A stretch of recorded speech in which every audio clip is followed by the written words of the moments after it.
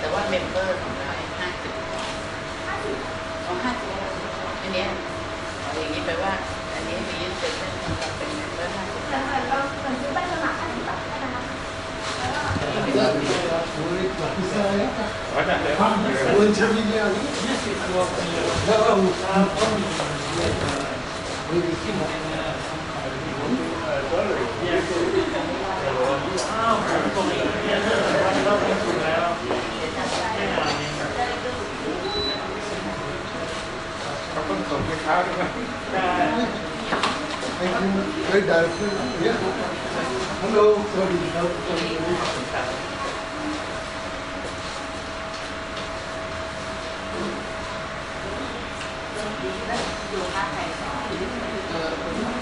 ดีครับผมพร้อมครับ1 2 3ถึงไปนะครับครับผมพร้อมครับ1 2 3ขอบคุณครับ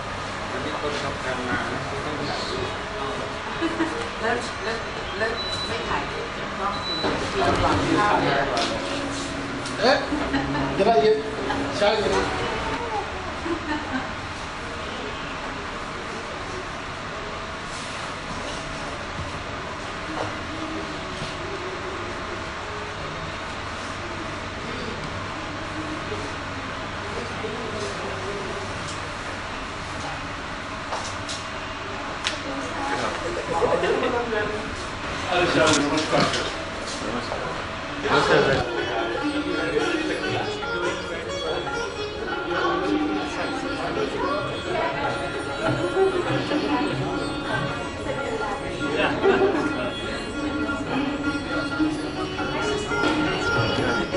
How are you? कैसे हैं? Nice, thank you.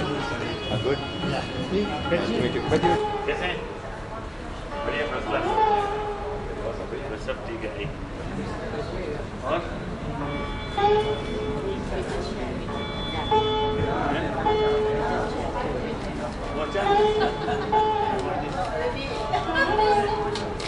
ได้ดีพอนะ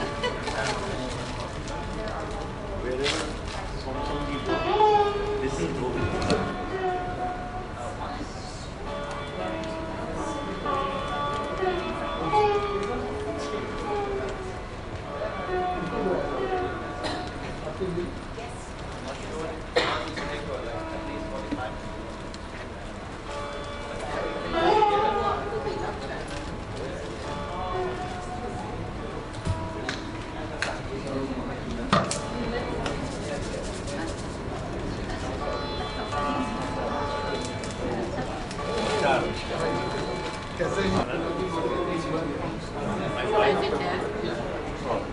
So I'm here.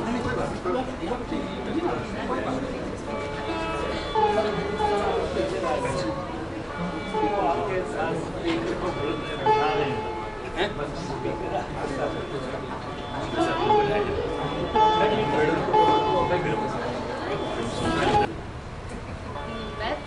as far as I remember, it's actually yes. They're complete, I think, the Amazon.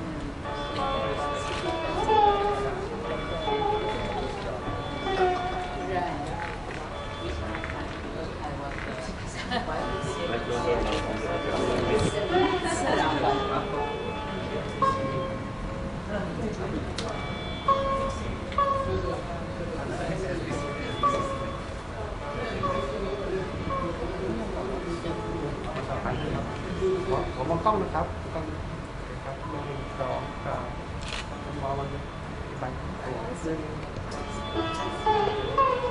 ผม1 1 2 3 okay thank you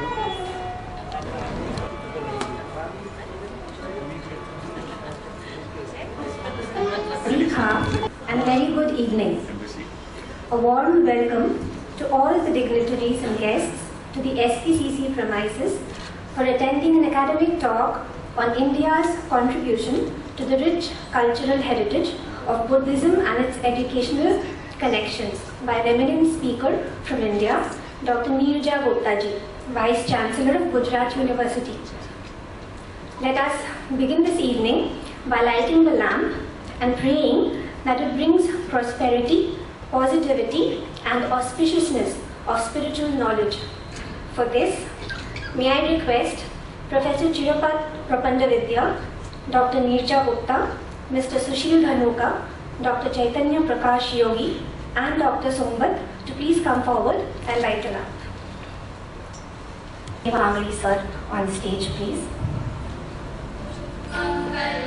आरोग्यं धनसम्पदं शत्रुबुद्धिविनाशाय दीपज्योतिर्नमोऽस्तुते दीपज्योतिर्नमोऽस्तुते दीपज्योतिर्परब्रह्म दीपज्योतिर्जनार्दनः दीपज्योतिर्परब्रह्म दीपज्योतिर्जनार्दनः दीपो हरतु मे पापं सत्यादीपनमोऽस्तुते ओ दीपब्रह्मरूपस्त्वं ज्योतिषां प्रभुरव्ययः ओ दीपब्रह्मरूपस्त्वं ज्योतिषां प्रभुरव्ययः आरोग्यं देहि पुत्रांश मतिं स्मच्छामि ते सदा रविरस्तं समारभ्य यावत् सूर्योदयो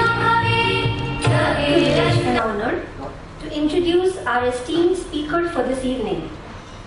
We have amongst us today the very first Lady Vice Chancellor of Gujarat University, Dr. Neerja Gupta. Dr. Gupta was formerly the Vice Chancellor of Sanchi University of Buddhist Indic Studies in Madhya Pradesh, India. She has 22 books and over 60 publications, including research papers, journal articles and conference articles to her name. May I please have the honor of welcoming on stage our eminent guest, Dr. Neerja Gupta ji, to take this evening forward. Please, ma'am.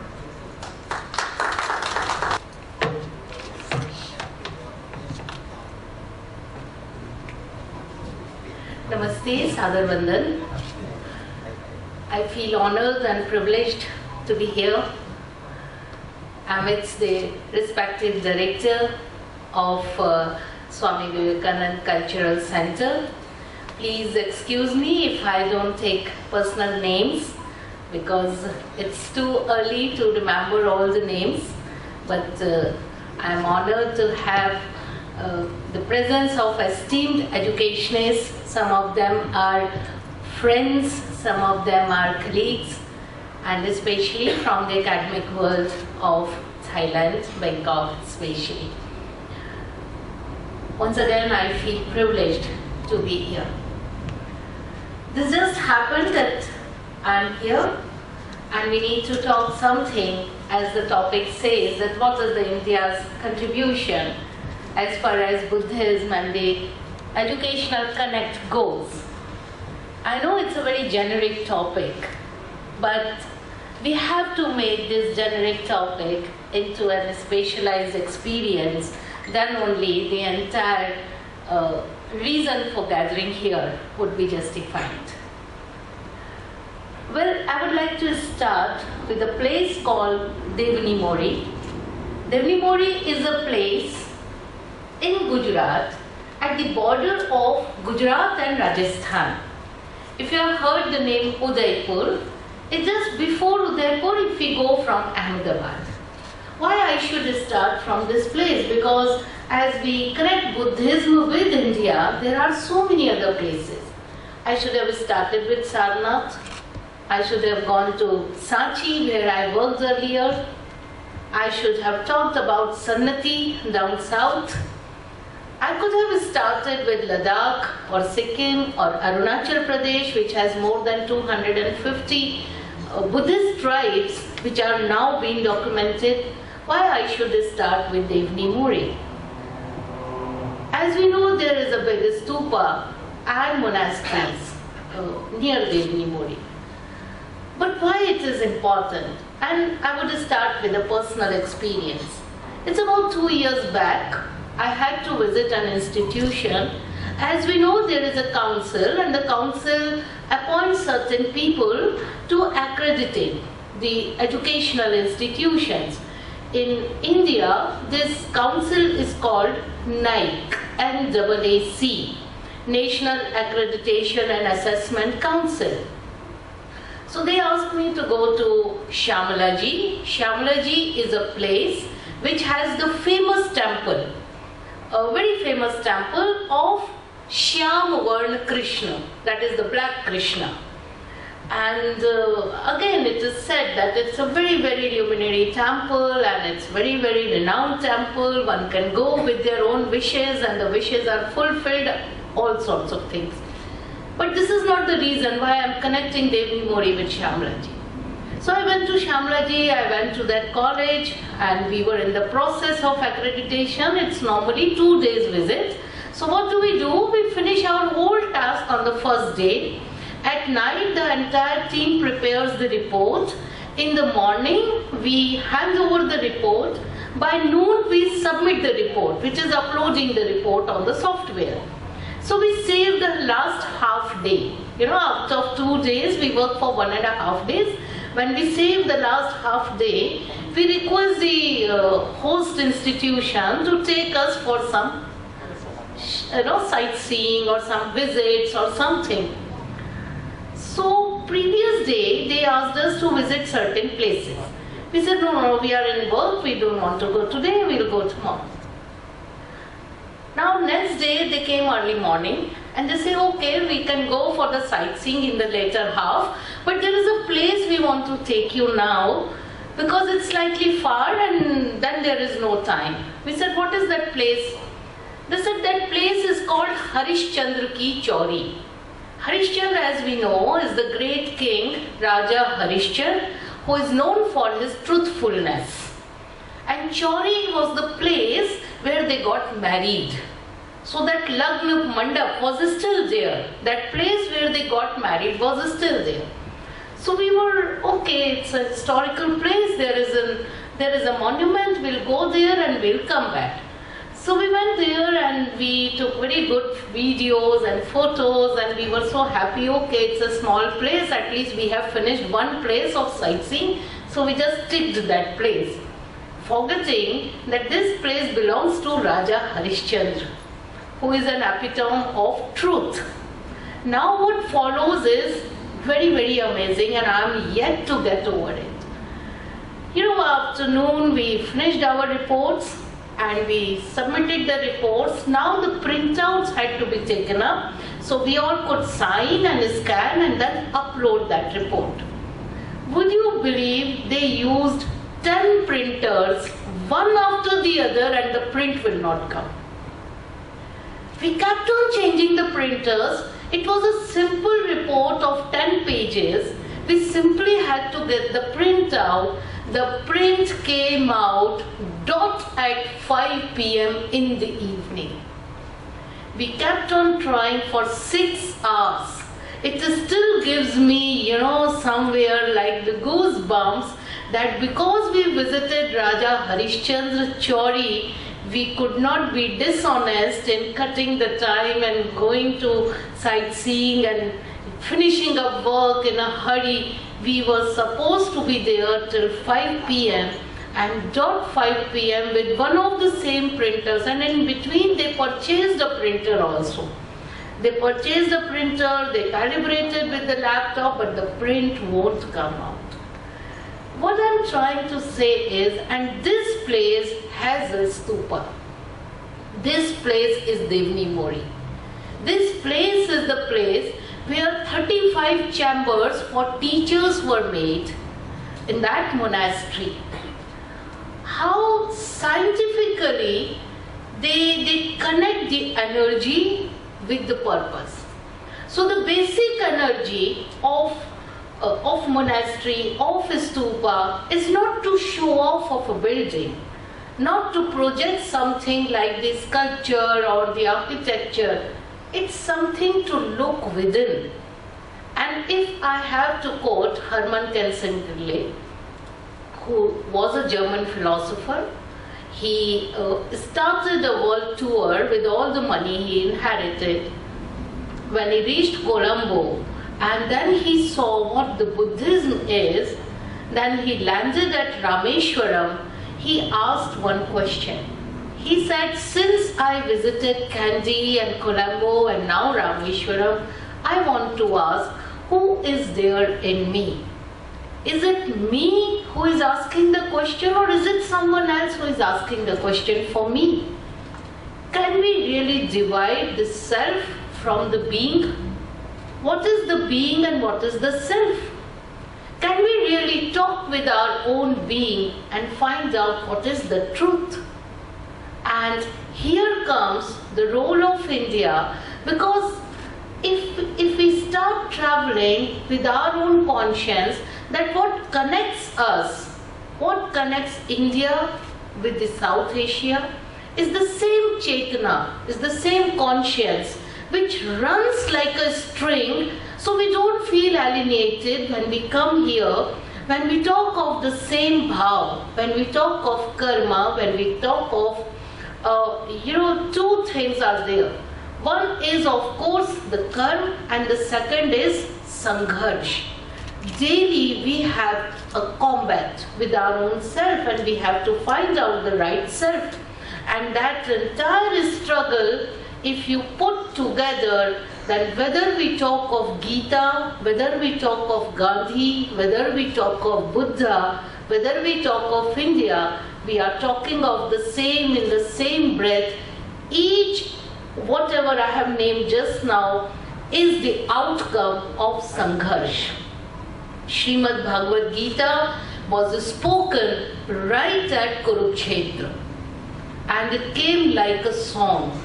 Similarly, when Buddha came, Buddha was right at that society which was trying to find out the meaning out of it, a meaning to the self, meaning to the world, how much materialistic we are becoming.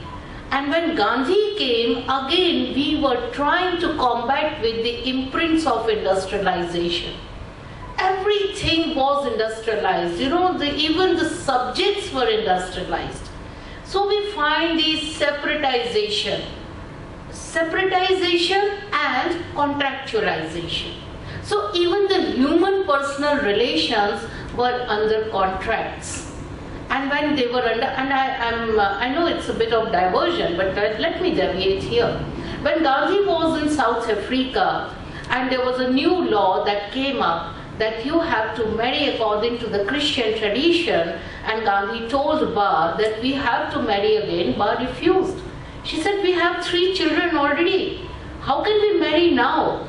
And then Gandhi said, no, it's a law. We have to be law-abiding citizens. She said, forget the law. I know only one law, and that is the Indian law. I got married. I'm not going to get married again. So Gandhi said, okay, if the police comes, I'll tell that I am ready, but you are not ready. So they will take you to the jail. She said, I'm ready to go to the jail. And Gandhi said, well, if you go to the jail, Ba, what will you eat? They don't give you food. She said, doesn't matter, I'll eat fruits. So Gandhi said, no, they don't give you fruits. So Ba said, doesn't matter, I'll keep fasting. So Gandhi said, if you keep fasting, you will die one day. And Ba said, remember my words, if someday I die in the jail, then you promise me you will call me Devi. The same happened when Ba died after years in Yarwada jail. Even today at Ba's Samadhi, the word Devi is inscribed. Aren't we talking of the same Chaitana, of the same conscience that has evolved beyond relationships, beyond human beings, beyond this mechanical, materialistic world, and we are searching the truth beyond? So then the question comes that what exactly is education? We are talking something which is actually Buddhism. But can we word what is Buddhism? Do we have the need to tell what is Buddhism? Or like the Sanatan, Buddhism also a state of mind? Because I know that the entire Western conspiracy, I have been studying Buddhism for past many years. Many of the Western notions and Indian notions and South Globe notions we have been reading. The entire world was divided not vertically but horizontally. And we say Northern Globe and Southern Globe. And we have claimed that the Northern Globe is the manufacturer, is the provider, and the Southern Globe is the demand maker. They are the consumers. And those who are manufacturers, they have to, oblige the consumer. They are obliging us. They are not providing to earn something. Rather, they are just, as if we should be thankful to the northern hemispheres.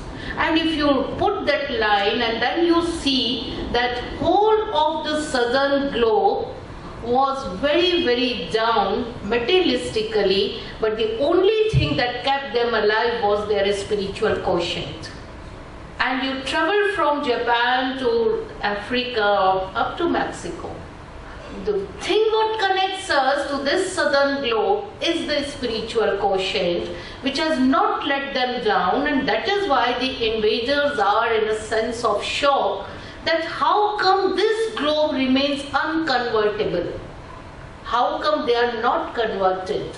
The entire world, if you look at the northern hemispheres, have changed their beliefs, their sects, their thoughts, and their ways of living. But nothing comes to destroy the culture or the civilization when you come to down south and it connects together, it stands together as a culture. Then there are many other realities. Then when we talk of the realities, we again go back to the sutras. And the sutra says, Shiksha, Arth Kari, Yash Kari, Cha Sukh Kari. So there are three components of education. The very first component is, of course, money, finances, economics. Shiksha, Arth Kari. It should generate money. But what type of money? So the second clause comes, Yash Kari. That sort of money which would bring fame. Now again, fame is of two types. One can be famous by becoming Genghis Khan, and one can be famous by becoming Ashoka. What type of fame? By the way, Genghis Khan and Muhammad Ghori, I don't know how many of you know, but they were all Buddhist. They converted later and then they started invasion. So we have to go back to revisit the histories again. Because all those countries which have Istan, at the end they were the Buddhist countries, whether it is Turkmenistan or Turkmenistan or Uzbekistan or Afghanistan and all that area. We have to map it out again for our history. So the third clause says it is Sukh Kari. The fame which should bring you inner happiness. Because there is a difference in between happy and contented. You have to be anandamayi, you have to be happy, you have to feel that happiness from within with the education and not triple E. And when we say triple E, unfortunately this industrialization has set up an atmosphere of education which I personally say 1, 2, 3, 4, 5. So 1 degree, 2 children, 3-room flat, 4 vehicle, 4 wheels car and 5-digit salary. We have ended up ourselves to the meaning of education to that. But when we connect it to the contribution of what the countries in the global south, if we expand this India into the global south, then we know what type of education is needed and what these countries are actually engaged in giving to the future generation. Because merely this industrialization has come down to triple E: English, European and employment. We have to come out of these 3 E's because they are not the sufficient aim of life. So when we talk about certain things, we need to understand that what are the 2 things we must arrange as the base of it. So the first is of course the real meaning of education. The education, what the notion we have is not with the books or beyond the books, because books are the integral part of it. But the Buddha way of education. What is the Buddha way of education? Again I'll bring Ramanujacharya. He was a saint from down south. So he was writing his sutra in Tamil. He was asked to write the sutra in Sanskrit. So he left that place and he traveled towards Mysore. And he continued his work with that Tamil part of it. And then if you travel all around India, you will find that Sant Gyaneshwar in Maharashtra was writing in Marathi. Hemchandracharya was writing in Gujarati. Chaitanya Mahaprabhu was writing in Bengali. So what Buddha said, use people's language. Don't go with the borrowed languages. Because if we go for the borrowed languages, that what culture we are creating is not our culture. And there comes the conflict, and again we are into Sangharshkar, the Gatha, where again some Gandhi, some Gita, some Buddha have to show the way. If we have to go for the holistic part of it, then we need all those holistic integration of the books with the thoughts. But another part is also archaeological. Now archaeological visit, you must be hearing these days, Honorable Prime Minister is talking about International Buddhist Circuit. It's against all odds that we have to create this circle. And here comes my small presentation. I'm here with some discourses which are obliquely put about the Buddhist notions. Don't get disturbed if I'm showing you all those oblique discourses here, because the West is really concerned about this spiritual quotient, which is so strong that it can actually connect and make the world as one. So we can just quickly start. When we talk what India can give, so these are the basics, what can be presented with the education. I'm not repeating, but if we go, then it is one and the same thing, that the germination point is same, the common thoughts are same, and then the spread is same. The takers are again from the global south only. So you nurture the same culture together. We also have the Granth Parampara, that is the text traditions, and our texts are open for debates. We don't have a closed text parampara, closed text traditions we don't have. The text is open for debates, and let the debate comes out with the sar, with the outcome. Next please. There are certain toolkits. I need to talk about toolkits. because there was not even a word called Buddhism before 1810. In 1810, for the first time, the word Buddhism came into the dictionary. After that, in 1826, there was a paper which came up, and the title of the paper was From Stones to the Flesh. Please see the title. Stones to the flesh, not flesh to the stone. And they say, what is Buddha? Buddha is simply the stones what we see. Somewhere we see Buddha's statue, somewhere we see monasteries, somewhere we see stupas. So how do we relate to Buddha is like a dead religion, is like the stone. Why do we want to give life to Buddha? What is so important about it? And there came a writer called the controversy called Buddha. And as we know, it continued till the World Religion Parliament. For each religion, there were only 2 representatives which were asked to attend, but for Buddhism, there were 6 representatives who attended it. And there was a long debate and very furious debate between Bowler, who was the director of that World Religion Conference, and there are 2 scholars from Japan. And this debate did not end there only. It went in writing for about 3.5 years. It went on and on and on. Now only we got that unpublished article from British Parliament, and now we have put on the website. So you must read the controversy about Buddha. How they were, strong-minded enough to write off the entire religion, which they say is not actually a religion, it's something elevating someone from stones to the flesh.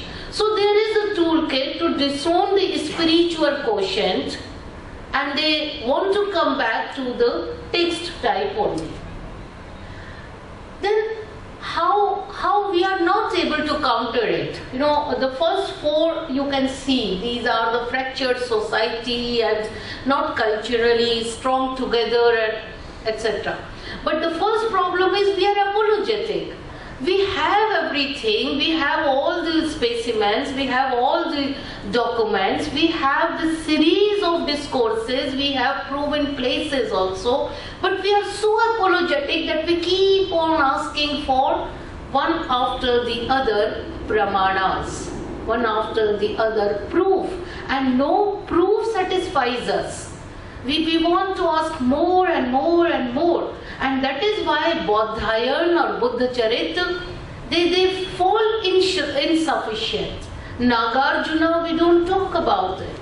We don't talk about all those which people were writing in dramas, in mathematics, in medicine, because today if you find the Buddhist trend of this health system is the most scientific, it connects with the astrophysics and astronomy, so it has the Ganit into it, the mathematics into it.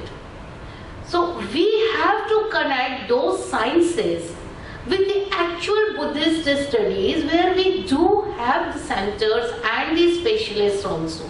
But as I said, we are very apologetic generation. We are not confident enough that what we are propagating has been the base of this world that has given us the inner strength. The second is the divided nation. Divided nation in the sense that, suppose in the name of Buddhism we find something here in Thailand, that how to convert it to become Bharatiya first. Can't we have a common connection called Buddhism and then use it? So this is a divided thought, that we stand together. Then the third is Adhyatmic doubt. There are so many doubts. Is this medicinal purpose is sufficient enough?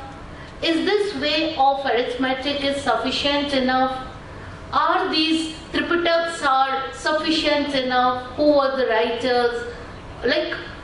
Then there is a cultural divide within the societies, what Kshatriyas were doing, what Jains were doing, what Hindus were doing, who demolished what and then who built what next. So there are so many spiritual questions. And the last is breaking continuity. we can't see that when there was invasion, at one point of time the invasion was stopped at the western Himalayas, at the eastern Himalayas. There were invasions from the western Himalayas, but those invaders could not go beyond the eastern Himalayas, so the Buddhism was intact beyond eastern Himalayas. We need to say it loud that there were generations who were fighting to keep the Buddhism intact. Therefore, we stand together. Next, please.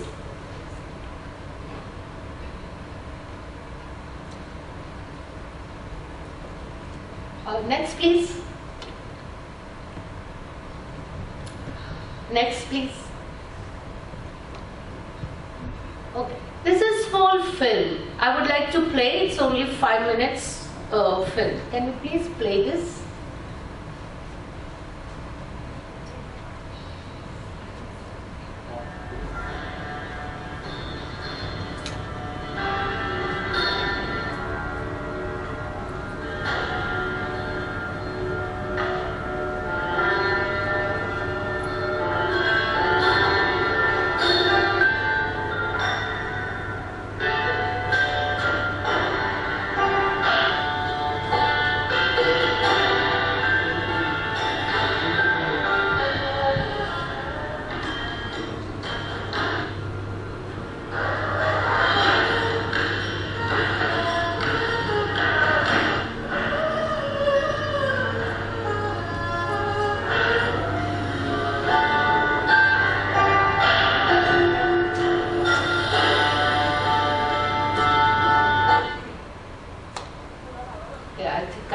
This, so it's a small thing. Please go ahead. This is over.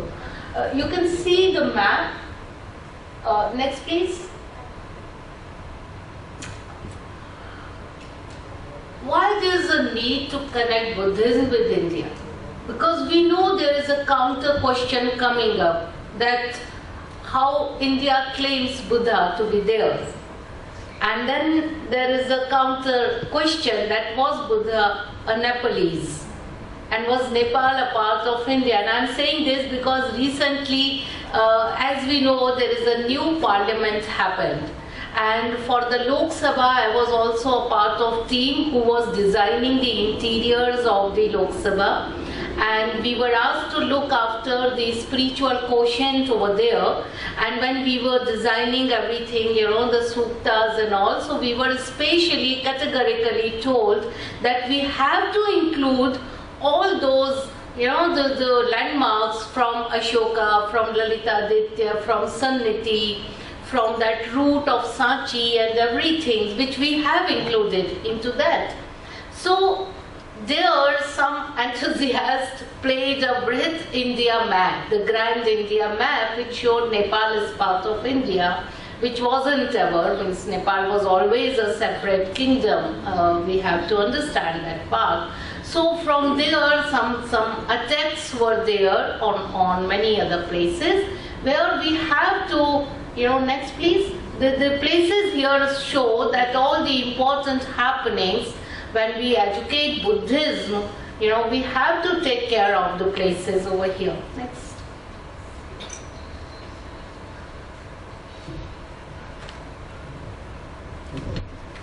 Okay, I think we can stop it here. I would come back to our topic, that how the cultural heritage and education can be connected to the Buddhism here. We have to understand that it's all about the intercultural relations. And when we say intercultural relations, that means our spiritual values they shared in the classrooms are not different from what they are shared in other nations. So they can be taught, like the outstanding scholars are there. We have a lineage of scholars which we normally don't talk about. We only name some buildings on the scholars or some libraries on the scholars, but when it actually comes to the knowledge about them, so that is the main requirement now, that we need to understand and connect it culturally. Then there are so many translations, the many civilizations have done the translations, and these translations have their own historical touch. For example, there is a translation of Tripitak in Sinhalese, and there we find how the Greek monarchs came down to Sri Lanka when all these monasteries were being built up. So there is an inclusion from those parts of the world and that is how the Buddhism is spread out on both ways. When you look at the Ladakh side and when you look at the Sri Lanka side, so all Theravada and Mahayana, how they spread out and how they had their own roles to play. So when we connect it today, we cannot be at the divided shore that we relate to Theravada or the Mahayana, but we have to connect it together. The long history, what we find now in the new excavations, coming back to Devni Mori or coming to Sannati, the work is still going on. The Sannati is down south near Kalburgi in the Karnataka, and they have found out the very big statues, and they say they are the living statues when Ashoka and Mahendra and Sambhitra were still alive. So now you have those statues which show how they actually looked like. Because most of the time the imagination plays a part and we think that okay, this might be the attire or this might be the look. But at that time when they were channeling the message of Buddhism to Sri Lanka, the entire route, we are now finding all the more relics on the route from Sanchi to Colombo. So there we have to connect these archaeological connect, because these are not only the statues, there are many inscriptions, and these inscriptions mostly in Pali, but some are in Brahmi also. So that would be very important for us to know the dating, because is this Brahmi the same as it had in the Greek edicts of Ashoka in Afghanistan? Someone has to do that study also. So we have to open up to the scholars where they can understand the continued legacy of Buddhism.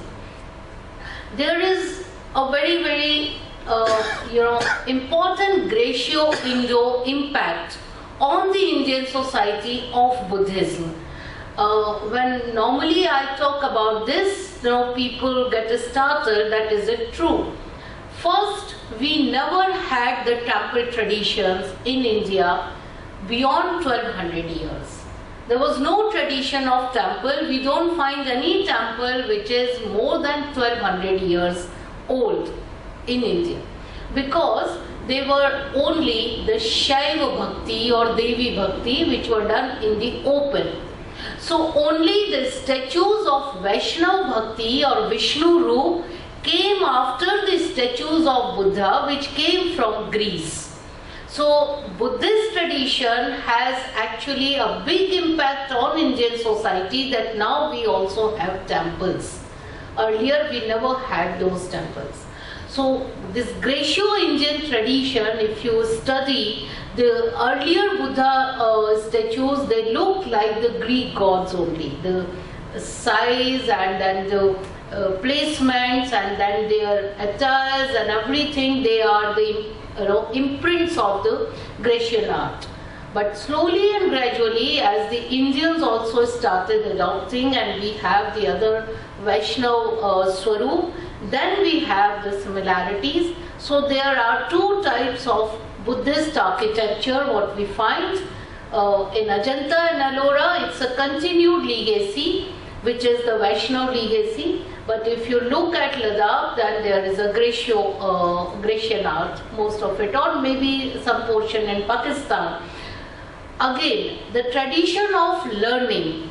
There is a common question that why monasteries were involved into learning and teaching, what the universities were doing, or why the Buddhists set up the universities, why there was no concept of universities before that. So this structured way of learning, of finding out the scripts, of documenting the knowledge into the scriptural texts, this all came through Buddhist traditions of learning. So there were 29 ancient universities when we find the Buddhist era. The youngest was 650 years old, the Vallabhi, and then the oldest was of course Takshila, which was for more than 1200 years, the long duration of that.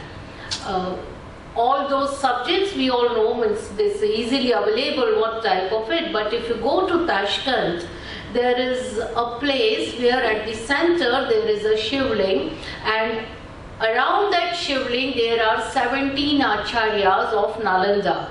They are named over there. So that is found in Tashkent. So you can find the amalgamation of the traditions over there. We are not talking of bhakti and thought, because when we talk of Buddhism, it is thought. When we talk of Indian traditions, it is more like the bhakti. But then what we are talking is how you relate to the local cultures and then evolve out of that, so that you have the spread across the the notion of dharma, notion of sects, not religions. There is, of course, we find many Pali texts, but we know in Ashoka's age, Ashoka sent his emissaries to 5 Western countries as well. And these 5 Western countries, they emanated different texts in their cultures and in their edicts also. We find all those, not text exactly, but inscriptions we find accordingly. But these inscriptions have 2 things very interesting. One is the symbol. One symbol which never diminished was lotus. That's a continued symbol what we find from east of India to the west of Syria and Macedonia and all those parts. But the other thing which is very important is 2 of the basic messages of Buddha. One is karma and one is anatma, what we call the reality. So when there are questions that what type of religion is Buddhism, then people start branding it between pessimistic or what type of it, but it is realistic, and because of that realism it has gone so far. The academic and the archaeological connect, when we start finding those connects, then of course those 4 noble truths which are so widespread, we need to take care of one important thing, and that is the connect of it, the Chetana part. The connect of conscience is not to deviate from the belief system. So it doesn't break the belief. We have many students, if I talk about Gujarat University, so we host the students from about 67 countries. From Thailand also we have students, from many other South Asian countries we do have students. But if you group them, then easily the students from the Southeast countries, they immediately club and they look like one in their traditions and festivals and belief and for example, celebrating of Purnima. Now we know the Guru Purnima is so important in Buddhist tradition as well as in Bharatiya tradition. But all the more it becomes important when we connect it with the commerce, because in Orissa on the Guru Purnima day, they leave the paper boats in the sea. That shows that now we are leaving the boats here, and for 4 months we won't be traveling towards the eastern part, because we know the sea is very violent in the rainy season. And Guru Purnima is also the day from where the Jains start their 4 months, that sadhana. And Guru Purnima is also the day where the Shishya, the Upanishad tradition started. As we know, Upanishad means to sit near the Guru. And for 4 months continuously, the Guru will teach the students on the daily basis. As we know, there are many formation of Bharatiya Shiksha, Indian education. One is direct teaching from the Guru. Acharyat padam adatte, padam shishya swamedhya, padam sa brahmacharibhya. These are the three modules. One is Acharyat padam adatte, directly from the teacher. Second is Padam Shishya Swamedhya, what we know as assignment that the student will do out of their own intelligence. Padam Saha Brahmacharibhya, what we know now as the project, that there is a peer group and they will do it together. So these were the three forms of education. For these 4 months this was formed because there was less movement around the city. Now there are other traditions as well which are more agricultural and scientific than educational. One of the most important agricultural thing is at the two crops, when we have the October, November, and there the March, April, we have these two transition of the season. And transition of the season again see that the water is tested and the soils are tested. If we look for the Indian tradition, then we have this Navratri, and in these two Navratri we take the soil, we put the seeds, and then for it is called Navrata, 9 nights. For 9 nights we see how much the crop has come up. Navrata, how much long it has come up. This is indigenous soil testing system. And on the 10th day we take that picture and give it to the temple. Now temple becomes our data collection center, and they would calculate, okay, from this village, the Northa has come halfway, from this it is a very good crop, from that there is nothing. So where it would be a famine or where it would be a good crop and all. So it's the indigenous soil testing system going into data collection, and twice we have New Year, one at Deepavali and one at Chaitra. So twice the king will recalculate the taxations according to the possibility of the crop. So that is how the agriculture is taken into the ambit of the education. So when we say that through education, through indigenous modes, where are we lacking to involve our students and the classes, we have to go back to all those, like in Bodhayan. It's very interesting when Bodhayan talks about arithmetic, he talks about the metals and the types of metals, and there are 9 types of metals, which also talks about the zinc and mercury and all those, iron and copper, silver, gold, everything. Therefore, the first time we find a written document, why should we put the coins into the water bodies? As we know, wherever we see a water body, we throw coin.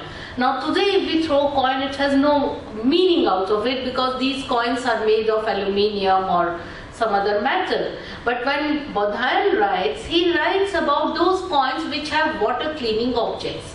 So because we consume this much of water, to clean this much of water is also our duty. So wherever we see, we throw either gold or copper or silver coins, so that it keeps on cleaning the water. So these education, which part of, or suppose we come to the Bodhi Vriksha, which is a people Vriksha. We all know how ecological interdependent we are. As it is said in the first line of Bodhayan says that we all live life but not for ourselves, we live life for others. Similarly, we live life for the vegetation and vegetation lives life for us. So when we talk about the people tree, why people is so very important, in Gita also Krishna says, among the trees I am people.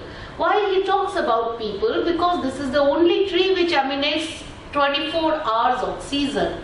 What do we need? We need oxygen. What the vegetation needs, it needs carbon dioxide. They give us what we want, we give them what they want. If we cut any one part of it, the entire civilization will collapse. So if you go for the scientific part of our text, scientific part of our wisdoms, for example, the health systems. The health systems goes up to astrophysics, up to that level that when we sow a herb into the earth, it has to match with the nakshatra or the stars. and then when it is plugged again, it is connected with the same nakshatra, and then when it is administered, it should read the chart of the person. Now, reading the chart is not something superstitious. Reading the chart is a very, very mathematical science, so that one should know about it. One can calculate about it, and then we should go about it. So there are so many incidents. One incident I remember here from Mahabharata. About 10 years ago, a German scientist got the Nobel Prize, and then the reason was that he invented something that what we say never dies. If we can arrange these sounds on the same frequency, we can hear it again. Now, in Mahabharata, when Bhishma Pitamaha is at the Sharshaya, those who can relate with Mahabharata, they can relate with this incident nicely. When he is lying on the bed of arrows, Krishna comes. So he says, Krishna, can you show me the Vishwaroop? And Krishna shows his giant roop, before Bhishma Pitamaha. Everyone was there. Kauravas were there, Pandavas were there, everyone was there. And Bhishma Pitamaha uttered something, that is a prayer to Krishna. After the prayer was over, everyone was so overwhelmed with the words that they felt sorry that why we could not record it, why we could not write it. And then Sahadev, he collected the sound from the atmosphere and arranged them into a text which we know today as Vishnu Sahasranam. Now what the German scientist is doing now, before 10 years, we already have written thousands of years ago. Again, as I said, we are so apologetic that we don't read or revisit our texts which actually show us this happening. We call the sound Akshar, which can never chur, which can never die. I don't know since when we call it Akshar only. Now someone might have tested it in some lab that these sounds are never going to die.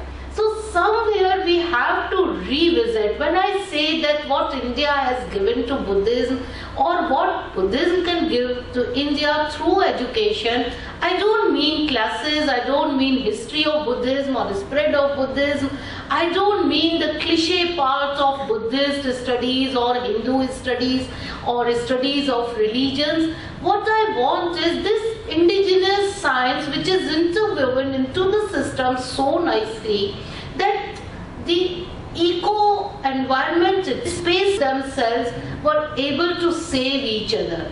What were the common traditions? So the first tradition was the diya, Deepak, as we just light the diya here.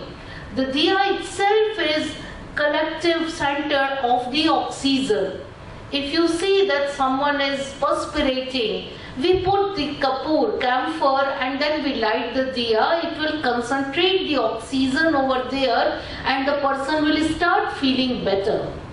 So we have to revisit those parts of our wisdom which are very scientific, which are very, very biological, and which has saved us from all those invasions. When I say invasion, it's not only political invasion, it's the cultural invasion, it's the scientific invasion, it's the spiritual invasion, but we have been able to save ourselves from all those invasions.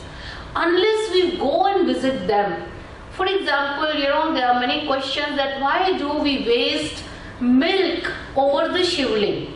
During the Shravan, during the rainy season. And then when I was just reading some of the relics in Buddhism only, it's a part of Buddha Charit, if you read, and then Lalitaditya has validated it in Raj Tarangini.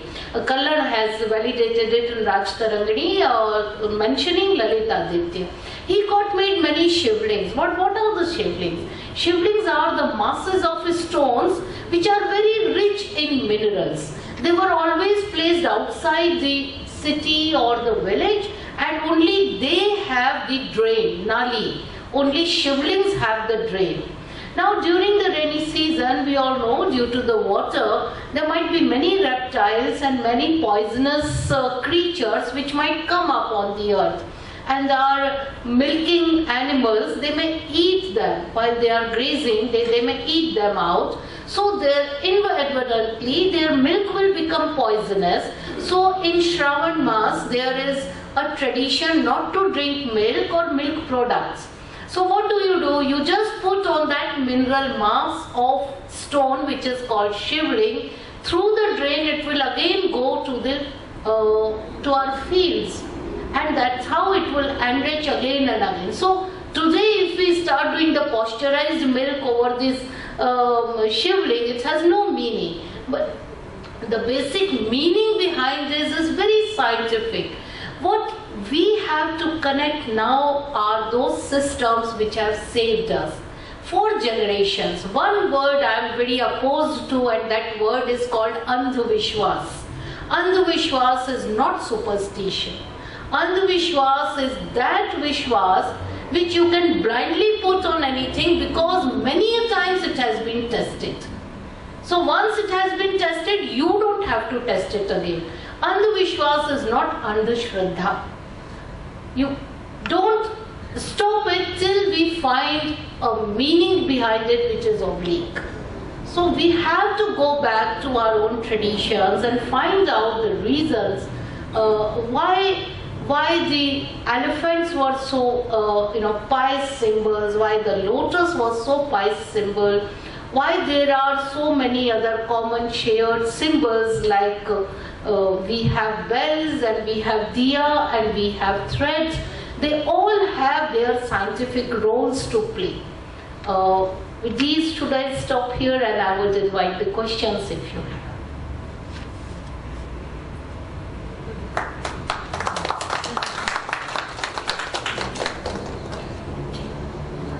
Talk about the university in Gujarat. I would like to know about the Vallabhi University, whether it belongs to Theravada or Mahayana, and what language is used in the university. Vallabhi is primarily a seat of Theravada. The Pali texts are being studied. It's an opposition of revival. We know from the past that it was a seat of text basically, where the Theravada was taught, what we say Hinaya. The Mahayana tract is most of the north and the northeast over there. But in Theravada also we use two languages. One is Sanskrit, another So is Pali. So if Sanskrit is used, it is Sarvativanin Theravada. I don't know whether it is Sarvativanin or... No, it is not Sarvatiwadi. It is basically, it's of course matching with Prakrit, but it is Pali only, not Sanskrit. And even now when they are trying to revive it, it is trying to revive it as the Center for Pali Manuscripts and Pali Studies. Hello ma'am, it's really much. We have to, but somehow we skip. It gives us immense knowledge what you carry. I would like to ask a question, because you mentioned that as Indian Nepal, they say that Buddha was born in either country, which is not the case. Buddha was never born. They built, they made themselves. Buddha himself said that it's a Buddha Titasa, it's a Buddha Anagata. So many before Siddhartha Gautama or after. The debate comes here that we actually read a lot about Buddha. You mentioned Gita, Kurukshetra and all. However, I'm studying Swami Vivekananda's Cultural Centre here, which reminds me one quote that what he said in 1893. Buddhism and Hinduism are not apart. Buddhism is fulfillment of Hinduism, which is a forgotten quote of him. Because we are trying to divide ourselves by saying that I'm Hindu, which I'm proud Hindu, let's say, or I'm Buddhist. But I'll tell you my experience that studying Buddha, I have become a better Hindu. Now Kurukshetra is not for me a place in Haryana, it's my own body. Right? I understand the Bhagavad Gita chapter 6 slokas from 10 to 16 better now, because Buddha had taught to how we meditate. I'm asking you how much for the mass, not for you. Carrying this historical knowledge will help spiritually to grow. Okay, you talked about the book itself amazingly. Talks about this how to initialize the samadhi, how to go towards that path. And samadhi is only, you can be a bhakt when you get vibhakt. If you delineate yourself, then only you can see yourself and correct yourself. Samadhi is what? Correcting yourself. As far as the history goes into this, or histrionic goes, you see, when you come to the Oriental cultures, we never had any linear way of history. So we don't put someone with the dates, we don't put someone with the kingdoms, and kings are not that important. Rather, those who have left kingdoms, for us, they are great. And then the entire concept of Buddha, you rightly said, Buddha was ajanma. Because there are so many Buddhas in our legacies, and they are still there, yet to happen about that. So let's not go into that sort of conspiracy, which again put us on the crossroad, that who got birth and when, and who was senior and who was junior, and what he did. It's a very, very limited way to judge spirituality. Like we have the concept of Brahma, we have the concept of Vishnu, so we have concept of Buddha. And you said rightly that when we become Buddhist, we become a better Hindu. Because what we are talking of that spiritual quotient which purifies us without books. We are not going into the words. So that is why I said it's a very realist, it's a reality check within ourselves. Where did we go wrong? And not someone has to correct us. We have to correct our own path. And that is why I started, who is there within me? Is it me who is asking the question, or someone else who is asking the question from me? So it's a constant thought process, a dialogue, a talking, a platform where I talk to myself up to that level where no one has a right to call me wrong. I remember with Puja Dalai Lama ji, once I asked, what should we do? And I left the question here only, what should we do? He said one thing, he said, breathe properly. At that time, these two words, I don't know how much I could take them. But as I grow older and older and older, I could find the moment I am disturbed, the first thing got disturbed is my breath. If we can breathe properly, everything is at place.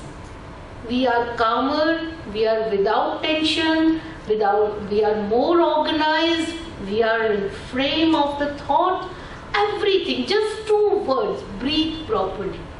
Now, that is the crux of Buddhism, that why should we title it out? Anything that corrects us as a human being, why should I am a proud Hindu? If being a Buddhist, I can be a better human, then the germination point itself is important. That germination point is more worried about the inner health. If we can connect with our own inner health properly, then we don't have to let others down. We don't have to smaller someone's line. We have to enlarge our own self.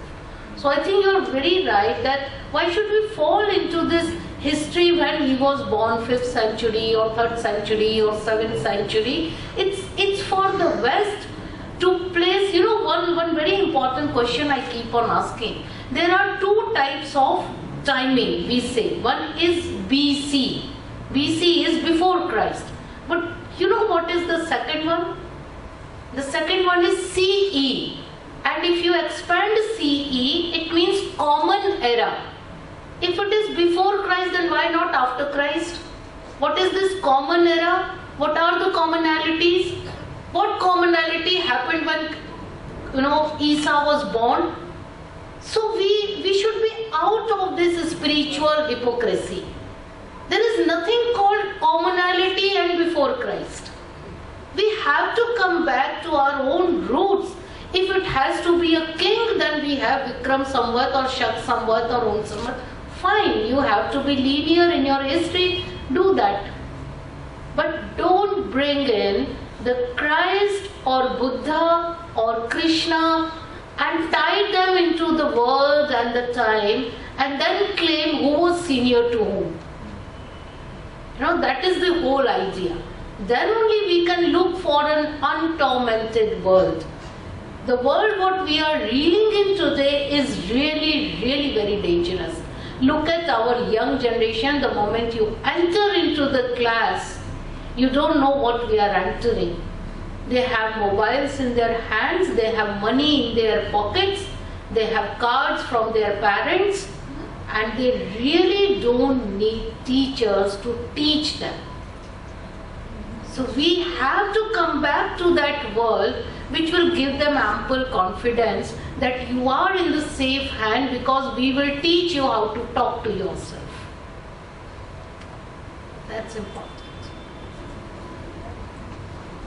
I now please invite upon stage Dr. Chaitanya Prakash Yogi, Director SPCC, to kindly felicitate Madam Speaker.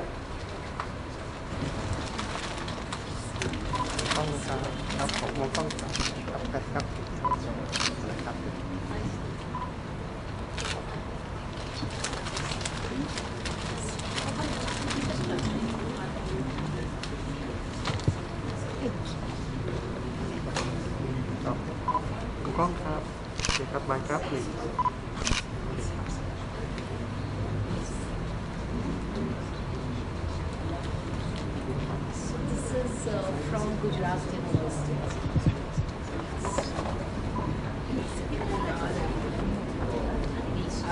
Of course, we have tied it down, but it's not.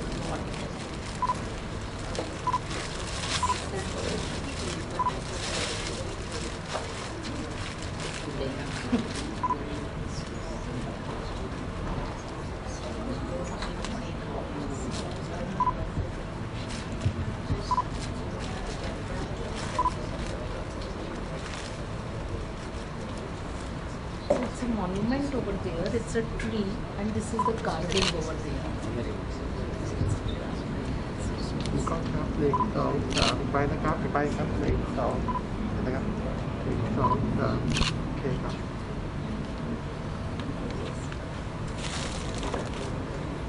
Please also come forward. Thank you.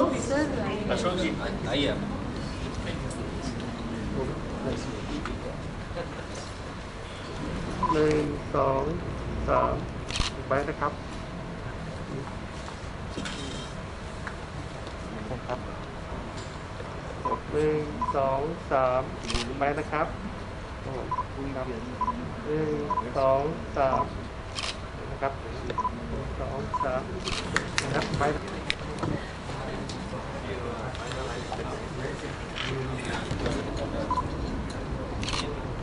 ครับไปครับ1 2 3ครับ मिल रहा है वो तो पानी तो पीना पड़ेगा आपको2 3ไปนะครับครับ1 2 3เลยครับ1 2 3ไปนะครับ1 2 3รบกวนเลยค่ะ1 2 3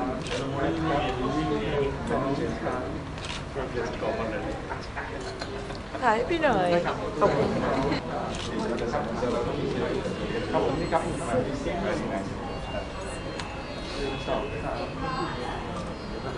ท่านโคโดรามานะครับ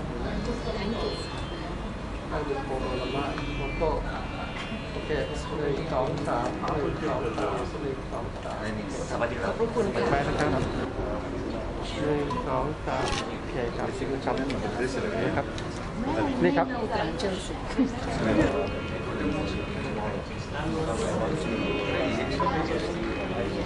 Tomorrow we will talk explicitly.